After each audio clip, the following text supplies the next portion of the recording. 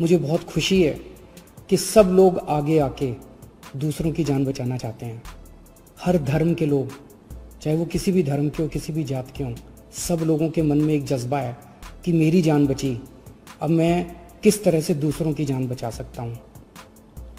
मेरे मन में एक विचार आ रहा था, मैं सोच रहा था कि कल को, अब जब मैं पिछले कुछ दिनों से लोगों को ब्लड डोनेट करने के लिए, प्लाज्मा डोनेट करने के लिए इतना हम लोग उनको प्रोत्साहित कर रहे हैं, तो मेरे मन में एक विचार आ रहा था कि कल को कोई पेशेंट, मान लीजिए हिंदू है और बहुत सीरियस है, हो सकता है उसको मुसलमान का प्लाज्मा उसकी जान बचाए। मान लीजिए कोई पेशेंट मुसलमान है, बहुत सीरियस है, हो सकता है किसी हिंदू का प्लाज्मा, हिंदू के शरीर का प्लाज्मा उसकी जान बचाए। भगवान ने जब धरती बनाई थी तो उसने तो इंसान बनाए थे।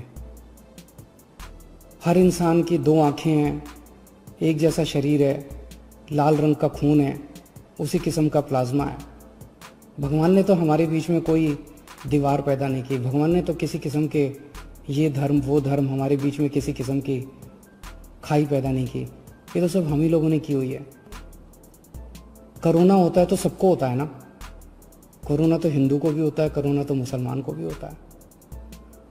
और आपके शरीर का प्लाज्मा जब बचाता है तो वो हिंदू का प्लाज्मा भी दूसरे को बचाता है, मुसलमान का प्लाज्मा भी बचाता है।